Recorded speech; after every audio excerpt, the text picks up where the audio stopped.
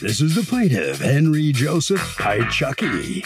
He says his nasty neighbor, the defendant, practices his golf swing and the guy damaged 2 of his solar panels with golf balls.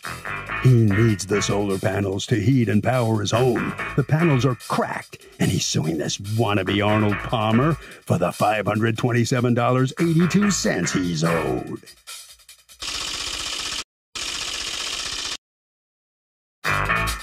This is the defendant, Keith Bradish.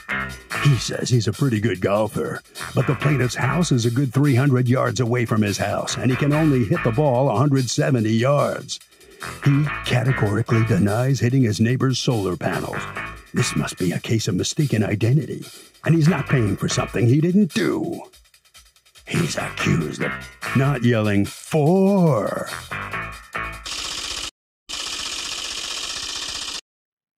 All parties, please raise your right hands. Welcome back to the People's Court. Next case on the docket. The plaintiff says that the defendant is a swinger, and a bad one at that, because he swung his golf club and the ball hit his solar panel, damaging it.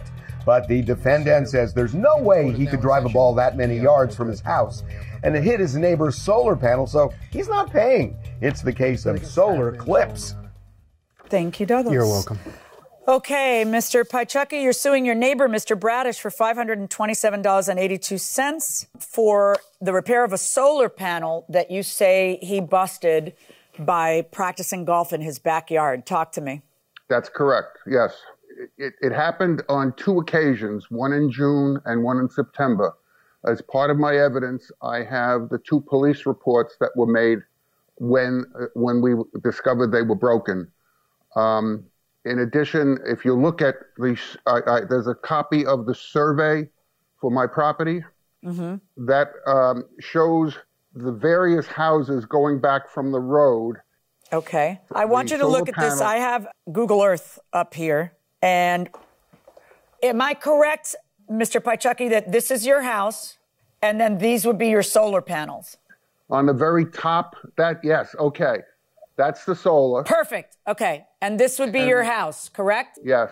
Okay. What we're talking about is this big, dark rectangle here of solar panels that provides electricity for your house. Now, his house is here, correct? Yes. No. He says this is his house. Is this your house? You recognize it, Mr. Bradish. Is this your house, yes or no? Yes, it is. Okay. So, but your house extends all the way back here, right? What's this right here? Backyard.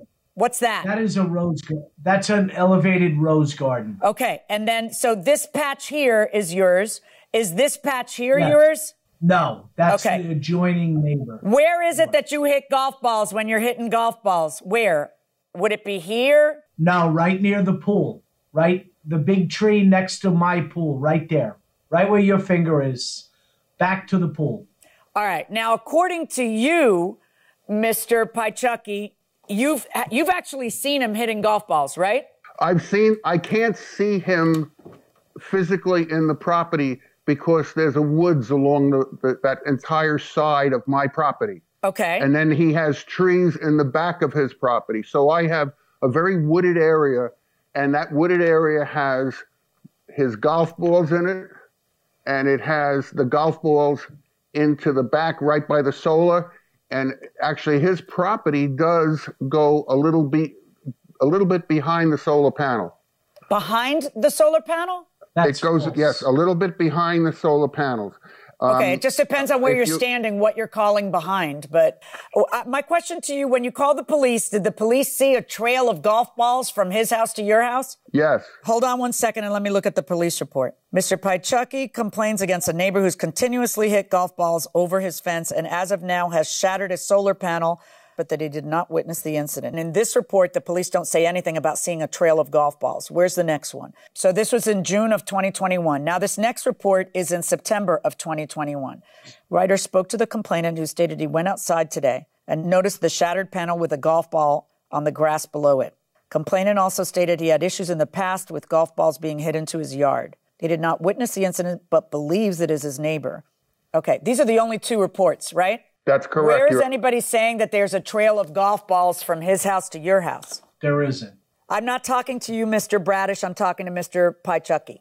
Okay. Okay, he didn't say there's a trail. He said that the golf ball was in front of the golf balls were in front of the panel. Absolutely. A golf ball broke your panel. I think that's a pretty good estimation. The question is, where did it come from? So I want to know why you deduce that it comes from Mr. Bradish. Well, when I step out from my solar and walk into the woods, it's still his property. So his property comes behind my solar panels.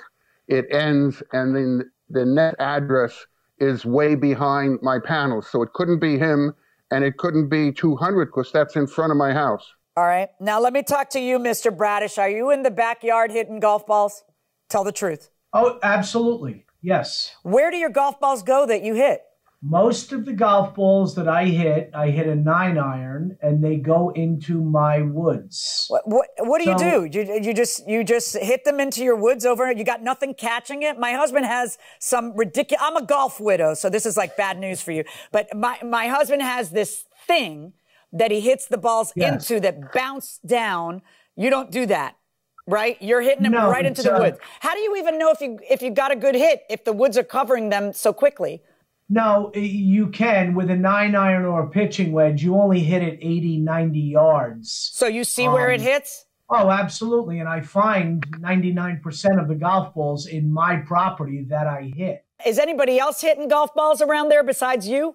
No, but there are 2 other homes next to me, a home to the south and to the north that, and I'm not blaming them, but Mr. Piacecki said that there's no other homes abutting his property that could potentially hit golf balls. There absolutely is. But they're not hitting golf balls, are they? Nobody's hitting golf balls in those properties, are they? I don't know, but, listen, I wrote him a check. Tell me about what you admitted. Let's talk about what you admitted. Go ahead. I had no idea about the police reports, either of them. I wasn't around for either of them. So he wrote me a letter. I read the letter. It said that he thought that I had, from my yard, hit a golf ball. I said that, yes, I hit golf balls. I don't think I could get 250 to 300 yards to his solar panel. But I said, listen, because I don't want to escalate the issue, you think that I hit the golf ball. I wrote him a check for $450 to repair one of his solar panels. The problem that I have is that once I paid him, within a week, I got another letter from him saying that there was an additional solar panel damaged. Once I wrote the check, my wife yelled at me and said, you better not hit more golf balls there. I did not hit another golf ball. So he's telling me in his second letter that there was an additional golf ball after the first one that was hit and damaged his solar panel. That is what I am disputing. Do you think you broke the first panel? Yeah, I probably did. I don't know where else it could come from. There are other homes. We live near golf courses. But you live near golf courses, but the golf courses are even way further out. Because I looked at that. No, there's a golf course directly across the street from me. Hold on one second. I doubt a ball could come from that golf course. Yeah, exactly. Right? That's what I was trying to say, and you said, no, it's right there. All right, hold on one second. Here are his solar panels, and the nearest golf courses are here and here. That's not where it's coming from. It's coming from someone who is hitting balls. And according to him, your property extends back here. Is that true or not true? It doesn't. Does your property extend? Well, this would be his property. Your property ends where? My property ends right where those woods are. There is a fence, and it's probably 30 or 40 yards from that solar panel. Yeah. I guess his method of persuasion, his deduction, his reasoning is, if not you, then who? It can't be the other golf courses. They're way too far. So it would have to be one of those houses. Who lives in those houses, and do any of them hit golf balls? Everybody seems to think no. Are the other houses the gentleman to the right of me just moved in south of me. How I don't want to bring him into this. I understand. He's a member of one of the local golf courses. And yes, I've seen him hitting golf. When did he move in? He moved in at the beginning of this year. When was that second panel hit, Mr. Pichucki? In September. It was in September, Your Honor, of 2021. When was the first one discovered? June 28th of the same year. When did you pay for the panel? Your Honor, there's a copy of the check. It was dated September 30th. So my question to Mr. Pichucki also was, if it was dated prior to or after the second damage, the first letter that he wrote me, he never addressed the second panel. Never. The first letter that he writes you is September 14th. The second police report is September 22nd. So that the timing does make sense. There is kind of an issue, Mr. Pichucki, that is very, very difficult to prove, which is, according to him, after he gets your letter in an effort to be, he probably thinks it's him, and in an effort to be neighborly, he pays it. How are you going to prove that the second one was him? He says he stopped doing it, and there are other houses in the area, and you don't see it done. You don't know when it was done. You just see that it was done when you see a golf ball next to a broken panel. How do I say, yeah, he's proven it's you, just because he paid the first one? Well, no, Your Honor, the only thing I can say is that, again, if you look at the survey, which is item number 1 of the evidence I submitted, the addresses are marked with the black magic marker coming up. So behind my house, up to the pool, and then he starts his property at that point and goes behind the solar panels and the next property, and that is behind the property. And I paced that off with a tape measure and measured the entire thing when I marked the survey. So it could only be coming from 216. Why could it only be coming from 216? Why can't it be coming from 218? The people who are there were not there in September. There was a death in the family, and they went out because I had an issue with the gardener throwing stuff over, and I went to talk to the gardener, and the woman who was renting the house said that they were renting the house while the people who lived there had gone. Well, then how do you know that? Okay, but they're renting the house, so there's humans there, so they could be hitting golf balls. But more importantly, so it could be 206, it could be 216 based on this survey. Why can't it be 218, you said? Because 218 starts way behind what difference does that make? But what difference does that make? Someone hits a golf ball and it lands on the solar. It lands from above. It doesn't land from sides. It lands from above. What difference does that make? It can't hit from behind, Your Honor, because if you look at the picture of the solar panels, they go up on an angle, and a 218 is further back. So yeah, but why can't the ball soar higher than the top of the angle? It would be impossible. He'd have to be Tiger Woods. Listen, I don't know. I think maybe you're right. Maybe they are coming from his place. I think, Mr. Bradish, that you need to be a good neighbor and really stop doing this. I don't know if you're still doing it or not. I'm not. Well, I don't know. But I got to tell you, Mr. Pichucki, I need proof to be able to pin the thing on him. He ends up reimbursing you for the first one. He's adamant that he's not going to reimburse you for the second one because he didn't do it anymore after that. I don't know if that's true or not true, but I need you to prove it, not him to disprove it. You need to prove to me that he broke it. And based on what you're able to prove it, I realize you did the best that you could do because it's very hard unless you put cameras and the cameras happen to see the direction of the ball.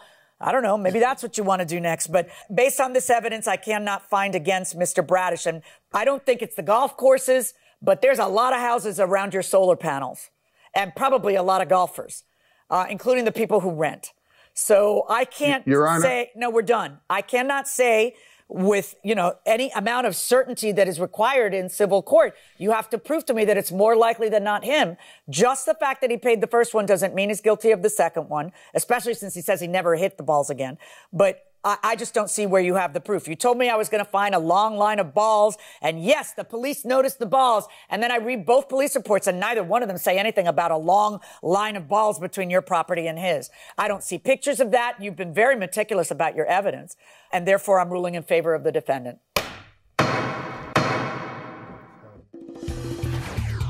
So the plaintiff fails to prove his case to the judge, and he will not get another $527 or any more money from the defendant. Mr. Piechocki, you heard the judge. I know you wanted to ask her a question. A little late to ask her. What'd you want to know? I wanted to let her know that I can't take the pictures, or could not take the pictures of balls that are in the woods because they're covered with leaves.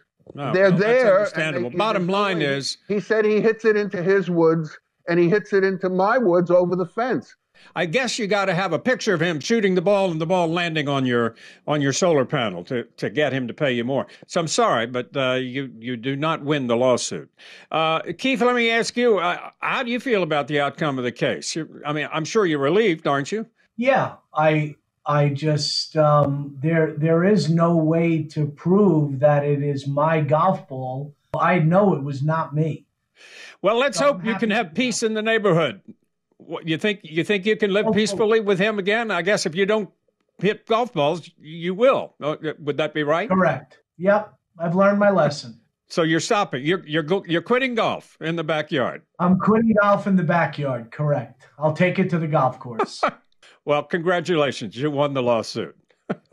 Harvey? You know, Doug, what's interesting about this case is I think all of this is going to change in the next 5 years because everybody is getting, a Ring doorbell or a reasonable facsimile.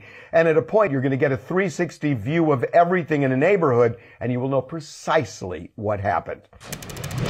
I'm considering divorcing my husband of 11 years. I bought my house in 1993, and he has lived in the house since we married. It's titled in my prior name. Do I have to pay him for any of the house? Well, the short answer is no, because it's not marital property. That's something you owned beforehand. That's the general rule. That's the general rule. Now, what'll happen is throughout the time that people are living somewhere, you might improve the place, add additions. He might help pay the mortgage. So he technically would have a claim to those things, the equity, that part of the equity that he helped build in the house, but not to the house and the property itself entirely.